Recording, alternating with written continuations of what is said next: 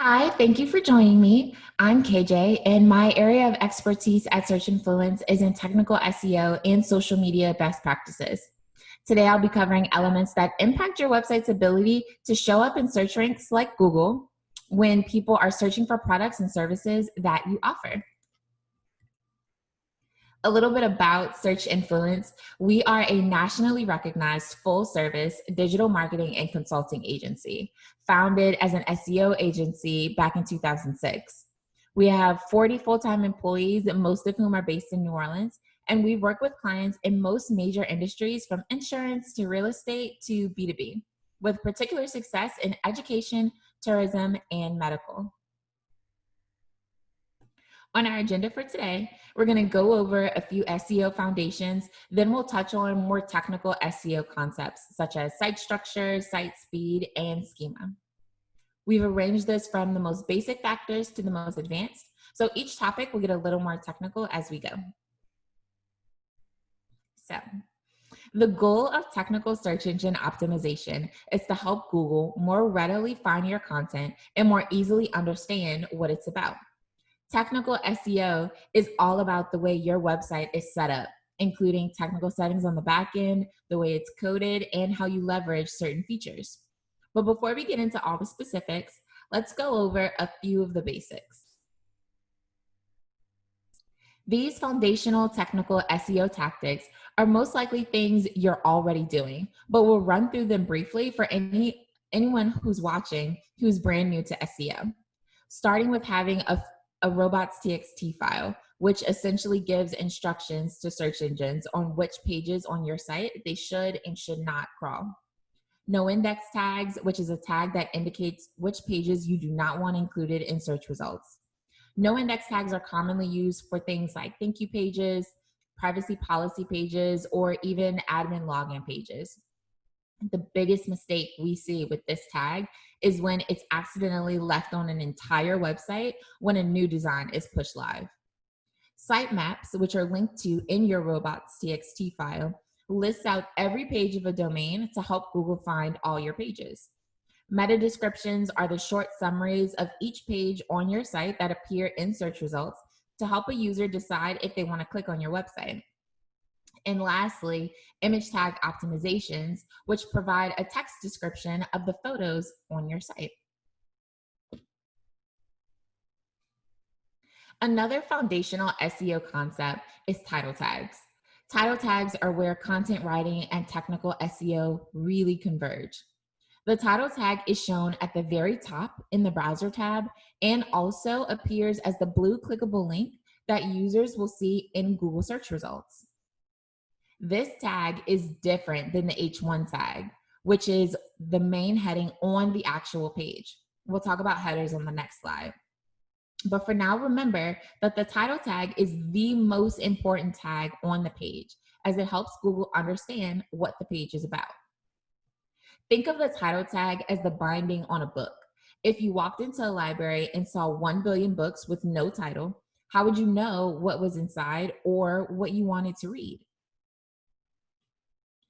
Heading tags, another place where technical SEO and content converge, are used to organize your content.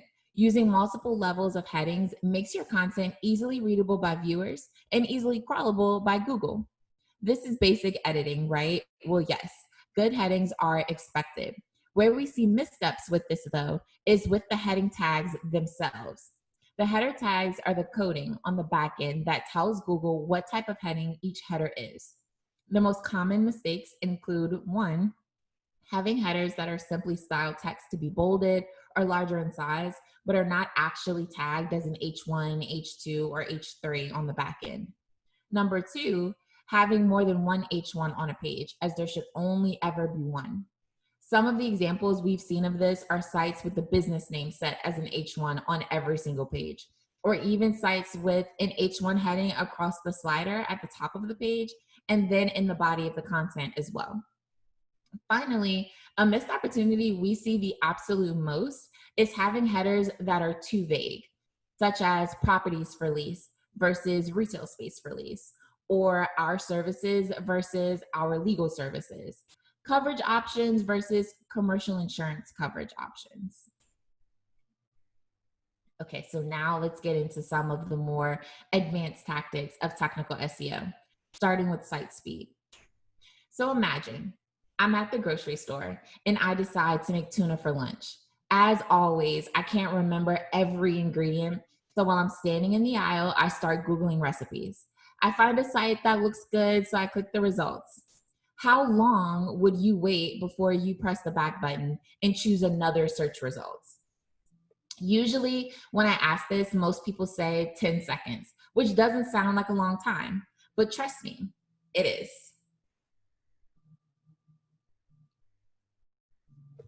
Site speed refers to how fast a page on your site fully loads.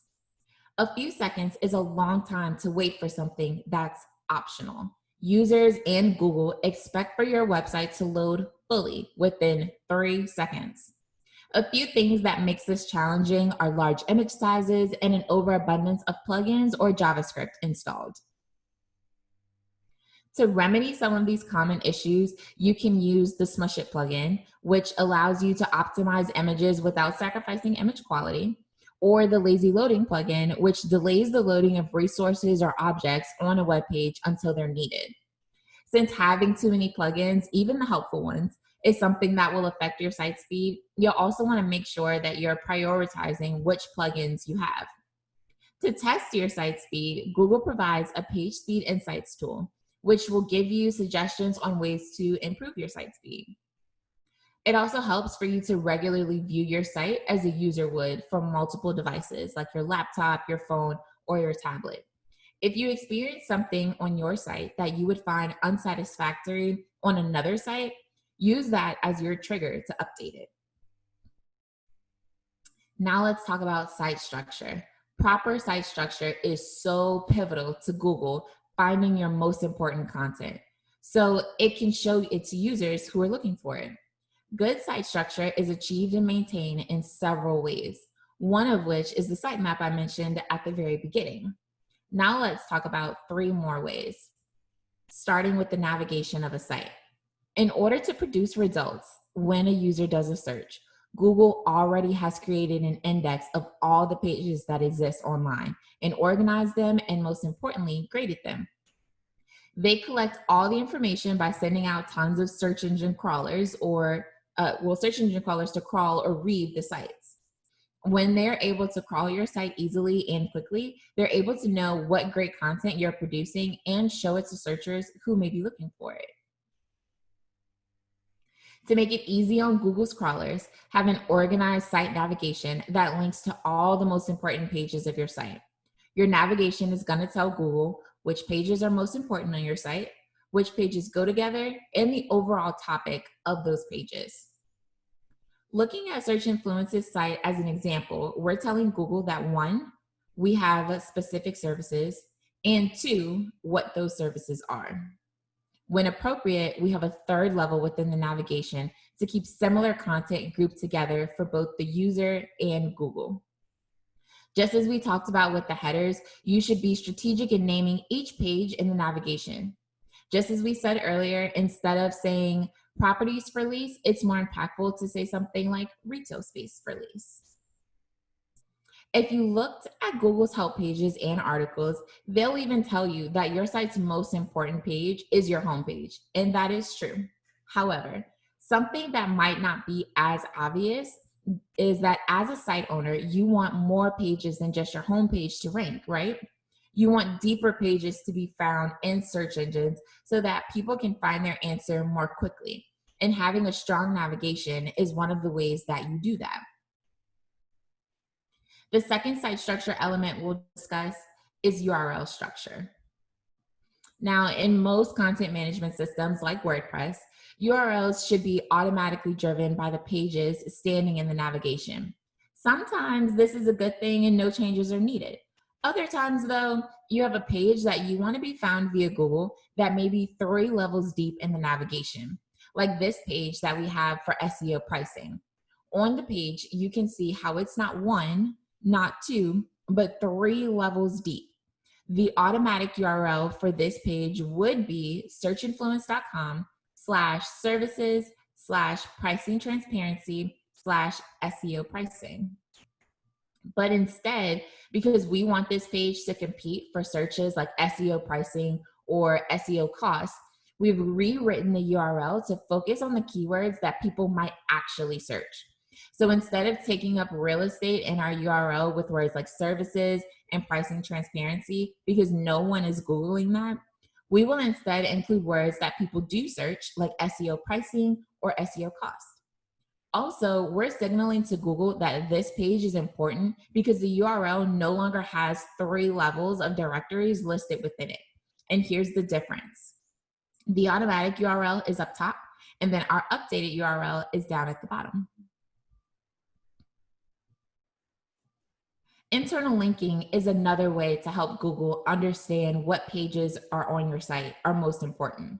Therefore, which pages Google should rank in its search engines more prominently. Internal links are links on your own website that direct users to other pages on your website. Proper internal linking can help Google crawlers crawl more of your site, increase page views and time spent on site by users because they're constantly getting deeper into the site. And ultimately, it can improve page ranking on Google and other search engines. Internal linking can look a few different ways, though. We've already talked about the importance of the navigation. Your navigation is the foundation of all internal linking for your website. If a page is not present in the nav and not linked to anywhere else, Google and most likely your users will have a really hard time finding that page. And Google definitely won't think that it's an important page for it to rank in search results. It's also important to give careful consideration to the pages you link to directly on your homepage. Don't go crazy and link everything because your homepage is valuable real estate. And when you link to the key pages from your homepage, Google takes that as a signal that these are very important pages on your website, which can help them gain more prominence in Google rankings. For this client, which creates industrial control systems worldwide, a key goal is to demonstrate their expertise in certain industries. So on their homepage, they prominently link to features about their industry specific pages.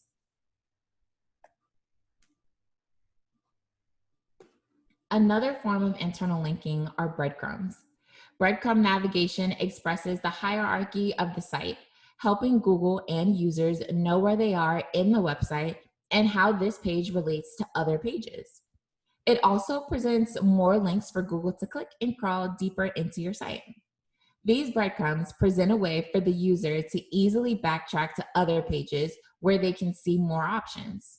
For example, here, a user is looking at the Master of Professional Studies in Emergency Management degree. And through the breadcrumb, they can quickly see the main master degree page and see their other options. Now let's talk about in-content links, the most famous form of internal linking. They are the manually placed links that are helpful to the reader to direct them to other pages. In-content links are a great way to drive more traffic to other pages of your site. You're probably already adding internal links, surely, but you may not be aware of their SEO value. You should purposefully add more internal links to the pages you want Google to pay more attention to. To really drive home the importance of internal linking, let's take a look at a client for whom we resolved an internal linking site structure issue and how it impacted their success. We noticed that the blog posts on neworleans.com were falling out of Google's index as new blogs were posted, and with that fell the traffic that was associated with those pages. We discovered that only the homepage was set up to link to their blog posts, and only the most recent blogs were included on the homepage. So there was no other place on the website that was linking to the older posts. When they were on the homepage, they were getting clicks from homepage visitors, as you'd expect, but they were also getting a good deal of organic traffic from search engines. Even though they were no longer featured on the homepage, we would expect the organic traffic to remain because searchers would still be able to find those blogs, right? But no, our research showed that they were totally falling out of Google's index. So, to resolve this, we worked with the client to create an insider blog section, which created a place for all these blogs to live on forever. Once corrected, the site saw an increase in organic page views to blog posts to the tune of 1,000% increase. That's going from 8,600 views all the way up to 95,000 views, which is a huge increase. These sorts of mistakes can happen, especially with site redesigns, but tools like Google Search Console can help you monitor these sorts of changes. The last topic that we're going to touch on today is schema. You see the result of schema markup very frequently in search results. Think about it. How is Google able to parse and show us cook times, ingredients, and reviews when we're searching for a recipe? Schema markup on the back end of these pages help Google understand the information on the page and make it easier to present the info to the user. The way Google presents these pages are called rich snippets. Schema markup helps Google better understand your content, even when a rich snippet is not available or even applicable. We do expect that Google will continue to make more and more rich snippets over time for different industries and types of schema. In the meantime, though, it's still very helpful to have content marked up with schema when appropriate, as it helps Google better parse the info on your pages. You can leverage schema to your benefit by understanding the available types and matching that to the content that's on your website. Let's talk about another example from NewOrleans.com real quick. They had a webpage about the history of jambalaya that was performing pretty well. So we encouraged them to include a jambalaya recipe on the page, and then we applied recipe schema to it. This ultimately led to the page earning a top spot right there on page 1 for jambalaya recipe related searches with a recipe rich snippet. This increased organic page views of this content by 780%. That's the difference of 7,500 views and 66,000 views. So I'm sure after that, you're wondering, well, how do you schema and what exactly is it? Schema, basically put, is HTML code implemented on a site to help search engines better understand your content. There are many different types of schema, but the type of schema that you choose for your site should be dependent on the content you're using it for. Common types of schema include local business schema, which highlights business information like your business name, your business hours, and even your social media pages. There's article schema, which is used for news article content or blog content. If you're publishing lots of blogs, news stories, or media and press releases, article schema would be something to look into. How-to schema highlights content that includes steps to a process. It's very close to recipe schema, but it would be for a process like how to tie a tie. FAQ schema and Q&A schema highlights answers to a question. At some point in time, we've all Googled a specific question, maybe like, what is Madonna's real name? And you'll see a box with the answer pop up right above the search results. That's a consequence of Q&A schema. The slight difference between the two is that FAQ schema is for an entire frequently asked questions page, where Q&A schema is for when you have one page dedicated to one question. Video schema allows you to mark up the transcription location and the description of your video. It used to be that you could get a video rich snippet next to one of your regular pages in the search results. More recently, though, we've only been seeing YouTube videos rank on regular Google search results. Google could change this moving forward, though, and begin to show videos from other websites again. Event schema highlights events your company is hosting, and it'll show location, time, and even admission fees right there in the search results. The most important thing to remember is that schema markup does not have any one visible result. Sometimes it appears as a rich snippet, while other times it can help information appear in the knowledge panel. But the primary goal is not visibility in the search results. It's setting the foundation for search engines to really understand your content, and visibility will follow. Here's an example of the HTML code on the FAQ page of a plastic surgeon's website. It may look very intense, I know, But when you break it down, it's literally feeding Google everything it needs to know step by step. So highlighted in green right now is the type of schema being used. So you see type, FAQ page. Now highlighted is the question being asked and answered. So you see type, then question, and then the actual question, which is what should I expect during my recovery? Lastly, you'll see the answer that's highlighted. Encourage your development team to spend some time on schema.org. This is the official resource for all things schema and will show you all types of available and how to use them. Maximizing your visibility is not something you do once, it's something you do over time. It's critical to establish standards that make this part of your process in order to produce the best results.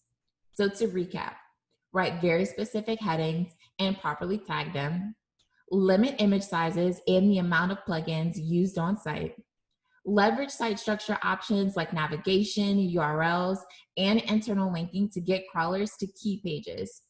Lastly, structure your content with relevant schema where it makes sense. Thank you guys so much for joining me.